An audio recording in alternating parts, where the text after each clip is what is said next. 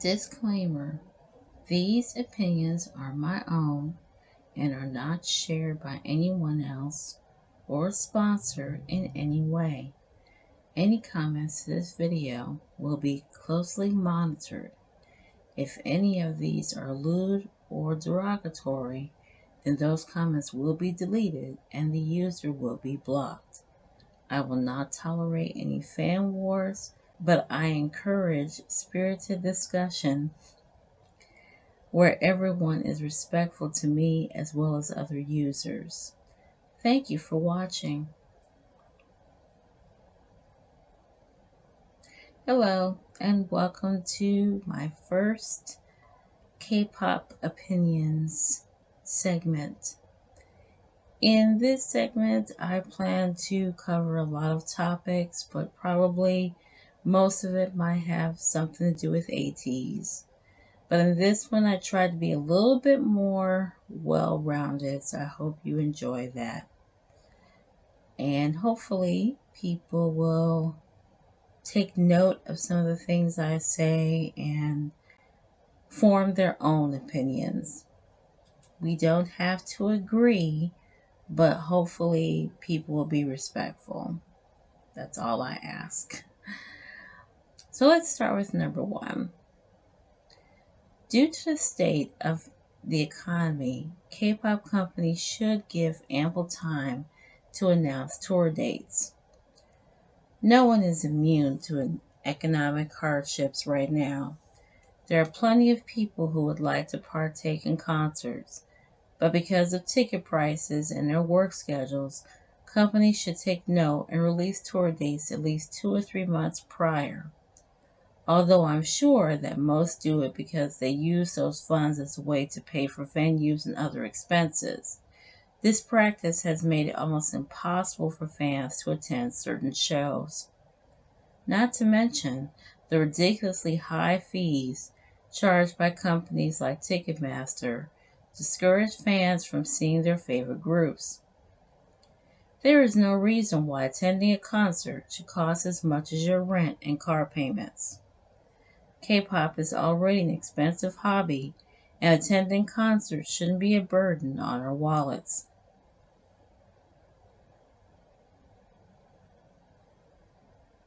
Most fans don't give small company groups a chance.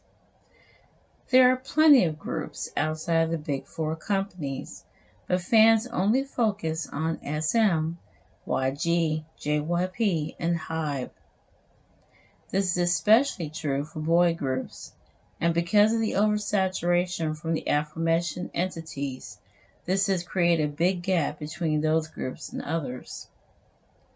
It has also made it hard for little groups to get noticed because of those companies monopolizing the system, not to mention SK Media only paying attention to those groups.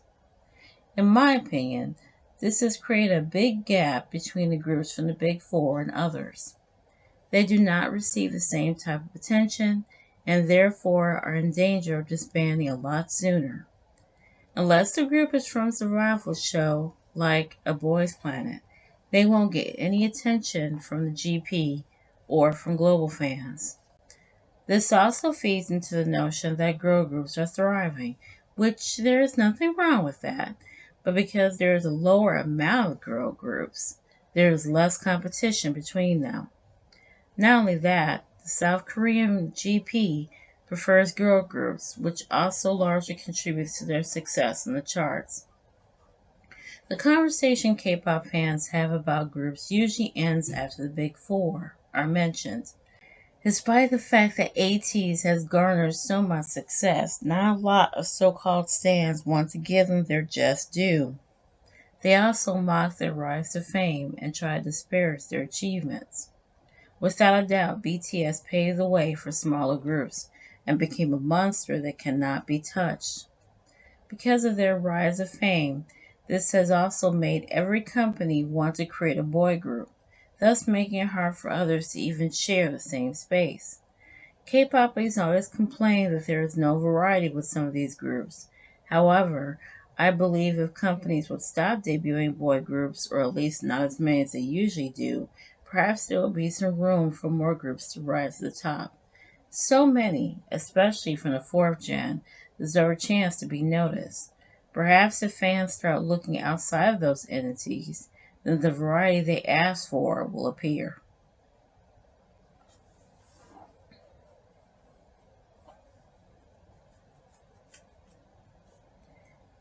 The line between cultural appropriation and appreciation is too small. So, in response, just don't do it. Before I go into my conversation with this one, I just want to preface I am a black K-pop stan. So I do have a little bit more insight on this particular topic. But again, I am only one person, so just take my words with a grain of salt. As a black K-pop stan, I am always wary of what K-pop idol will piss off the masses next. Although I have been a fan since 2020, I've seen plenty of examples, including my favorites, misstepping and not realizing that their choice in a wardrobe or hairstyle might be something that causes a huge debate and therefore also makes people understand. In my opinion, things such as braids or scarves aren't crossing that line. Many cultures have braided hairstyles and scarves in their daily wear as well. In my opinion, that doesn't disregard our community. It's just a fact. However, due to so many fans having a problem with every single hairstyle and everything that looks like a do-rag, perhaps companies should just not do it at all. I know this will probably bother a lot of people because I'm only one person, and I'm sure there's plenty of others with different opinions. But I'm speaking specifically to the companies here. Don't try to fight it or change people's thoughts on it. Just tell your stylist to save you and the artist a lot of trouble by not doing it. Perhaps look at some of the examples of other idols who have been dragged through the mud because of their choices. There is an idea that the stylists were solely to blame. In some cases, idols don't have a say-so, but honestly, the idols wear it, and I think they would know better than anyone how much of a backlash they might receive. Burner accounts exist. If they can see the latest dance challenges or popular memes, they can find the controversies that might damage their careers. The reason I speak on this is because of Onepact's most recent comeback. Member Tag had what appeared to be locks in his hair. Fans online complained to their company that a release would cause a controversy and they should immediately change the video in order to avoid backlash. Kudos to the company for making a change. However, in all honesty, the video did not look good at all, or at least not those parts. Even with the blurring of the hairstyle, you can clearly see the Tag has braids in his hair. This could have all been avoided with a very simple hairstyle like the one he wore during promotions. If he wanted longer hair, maybe he should have been given extensions, not braided or not in a certain style that is similar to one from our community. There are so many ways to wear certain outfits or have certain hairstyles that don't upset the majority of K-pop fans who are minorities. What these idols and companies have to start realizing is that if you want the global fan base, then you must take our thoughts into consideration. Look at prior examples and make sure that you are not doing anything that will cause a backlash. If companies are not going to take the time to give idols cultural awareness classes, or at least have someone in their company that pays attention to such things, then just keep everything simple. There are plenty of ways to create exciting concepts and aesthetics without drawing from someone's culture that is not your own.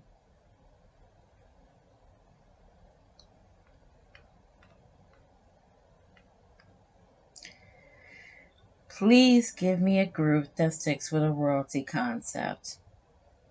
I must preface what I'm going to say by pleading with you guys to allow me to go through it without rolling your eyes. But if it's going to bother you, please skip this part. It is regarding Kingdom. This is a personal plea to the K-pop companies. I want a royalty concept. While I understand the aesthetics, especially the costumes, could be time-consuming and pricey, I would think plenty of fans would appreciate the individuality that this sort of concept would involve. There are too many groups that want to follow trends and either dress in sort of hip hop style or Y2K, which is overdone and boring. I need for a group, and I really don't care if it's a boy or a girl group, but just someone who will do something different that really stands out from the masses. Kingdom, or The Kingdom, achieved this for 7 straight albums. Their music and aesthetic fit into a royalty storyline that was different from anything I've seen in K-pop. From the time they debuted all the way into the first season's final disc, they were draped in elaborate costumes. The music and visuals were astounding, along with a concept that was put together so beautifully, many fans like myself couldn't help but want more. Even with the loss of a member, Kingdom didn't lose a step. However, I believe that the CEO leaving after Jahan's album caused a shift that perhaps the company could not recover from.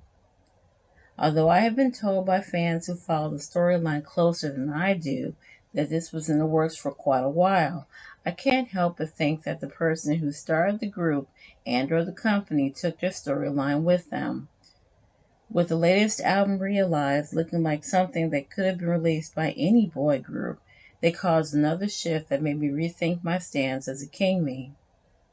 I know it seems small, but in all honesty, a lot of us who are fans of K-pop also stand groups for their aesthetics as well as their music.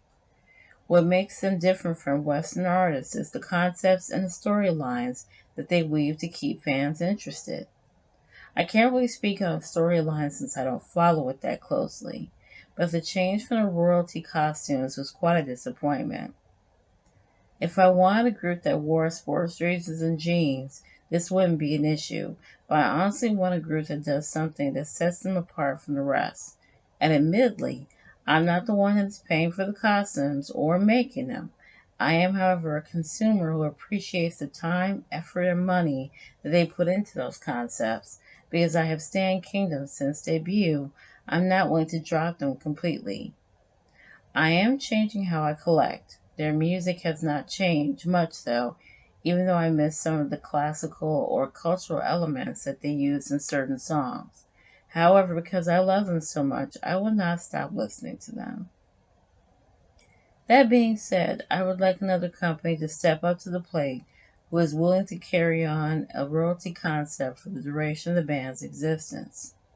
This could be pricey and not something that especially a small company can handle, but please try and find good seamstress and be more creative.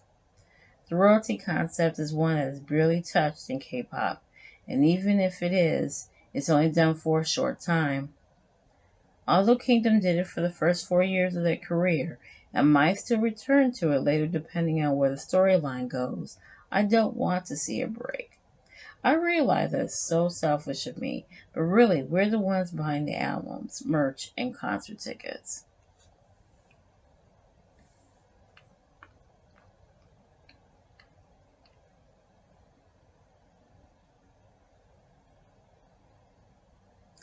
Okay, I must say this one I'm speaking on because of the recent tour with ATEEZ, so also take this with a grain of salt. Global fans will never receive as many opinions as domestic fans. With many groups on tour, some of the bigger ones doing a send-off package that includes fan service interactions, many people have been discussing why fans from South Korea will get things that global fans won't. It's plain and simple. We aren't the domestic fans. We aren't from their country. Although Western entertainers don't do such things, they might do more songs or be more hyped to be in their home country or in the case of the US in their home state. Perhaps they might do a song that hasn't been performed before, or they might perform a longer duration, or there might be some other package. Forgive me, this is something that I don't really know since I don't follow too many singers from this side of the world. However, what I have realized is that K-pop companies will always defer to domestic fans first because this is their way of showing appreciation.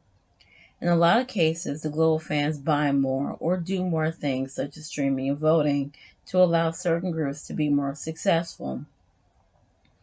However, that does not change that domestic fans will receive more perks.